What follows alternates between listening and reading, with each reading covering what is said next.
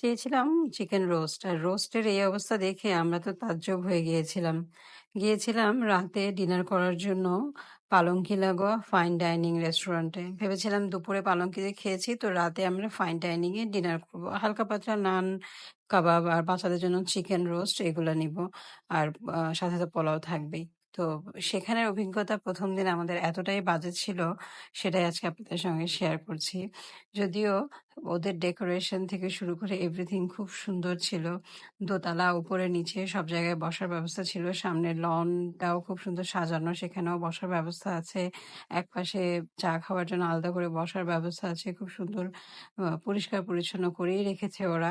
এবং neat and clean যেটাকে বলে, ঝাড়মোছ করছে সর্বক্ষণ।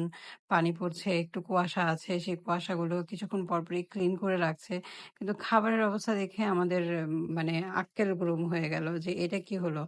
আমরা তো ভাবতেই পারিনি এরকম হবে। এত সুন্দর একটা রেস্টুরেন্টে এরকম একটা অবস্থা হবে কল্পনাও করতে পারিনি।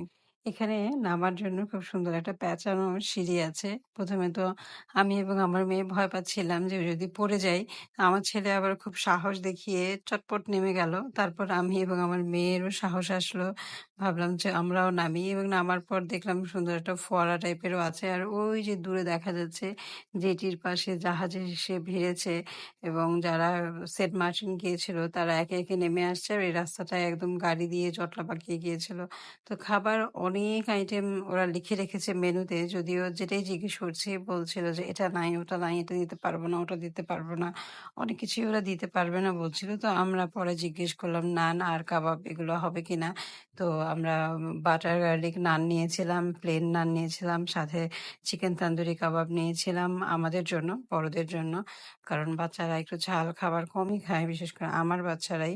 তো আমরা ওদের জন্য রোস্ট অর্ডার করেছি। তো রোস্ট হিসেবে যেগুলো আসলো, এই ২ পিস দেখে আমি ১ম এ বুঝতে পারিনি যে এটা কি দিল। ১ম এ তো আমি প্লেটে নিচ্ছিলাম। পরে চিন্তা করলাম যে এটা কি? এটা কিভাবে খাওয়াবো? ২ টা পাখনার মতো দিয়ে দিল, আর গ্রেভির অংশটা মনে হচ্ছিল ডাল বা ঝোল টাইপের। এরপর ওদেরকে বলার পর ওরা কিছুক্ষণ পরে এসে বলল, "সরি, আর তো দিতে পারব না, আমাদের কাছে আর নাই।" তারপর কি করব? বাচ্চাদেরকে ওই সাদা পোলাওটাই খাইয়ে দিলাম। আর একটা এক্সট্রা নান আনিয়ে একটা কাবাব, মানে তান্দুরি কাবাব আনিয়ে ওদেরকে খাওয়ানোর চেষ্টা করলাম। আর খাওয়ার পর আমাদের তো কফি লাগেই, যত রাতই হোক। চা বা কফি না লাগলে তো হয় না, সরি, চা লাগে। আমি পরে চা অর্ডার করলাম। আমার সঙ্গে আবার আমার হাসব্যান্ডও চা নিয়ে নিল। চা ওদের মজা ছিল। তারপরে আমরা হোটেলে চলে আসলাম। হোটেলে এসে এখানে বাচ্চাদের সিনেমা হচ্ছিল। সেই সিনেমা দেখতে বসে গেল আমার ছেলে-মেয়ে। তো এখানে সিনেমাটা ডিজনি সিনেমা, 'উইশ' হচ্ছিল। তো পরপর ২ দিনই ২ টা সিনেমা দেখিয়েছে। পরের দিন 'জিও' দেখিয়েছে, এবং পরের দিন ছিল ২০ ফেব্রুয়ারি। সেদিন আবার অনেক মানুষ এসেছিল দুপুরে ওদের হোটেলে। তো সেইদিনও আমরা ভাবলাম যে আজকে দেখি ওরা কি করে। আজকে ওদের খাবারের মেনুটা আসলে আমরা ইচ্ছে করেই আবারও এই হোটেলে এসেছি যে আজকে কি হয় সেটা জানার জন্য।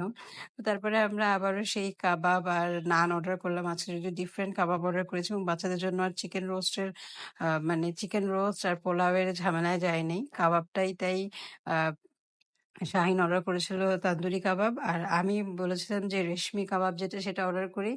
২ টা অর্ডার করি যাতে বাচ্চারা একটা খায় আর আমিও খাবো। একটু ডিফারেন্ট হবে, মিলে-ঝিলে খেতে পারবো। তো এইটা পরে অবশ্য দেখলাম যে না, ঠিকঠাক মতোই সার্ভ করেছে। আর বিল তুলনামূলক কমই দিয়েছে। যদিও আ ১ম দিনের খাবারের অভিজ্ঞতাটা আমাদের খুবই বাজে ছিল। এটা ছাড়া বাকি পরের দিনের কথা যদি বলি, মোটামুটি ভালো। তো এরকম যদি ওরা পরের দিনের অভিজ্ঞতাটা যদি ওরা মেইনটেইন করে তাহলে ভালো বলা যায়। তো তারপর আমরা হোটেলে ফেরত আসলাম। আর হোটেলে ফেরত এসে ভাবলাম একটু ফটো সেশন করি।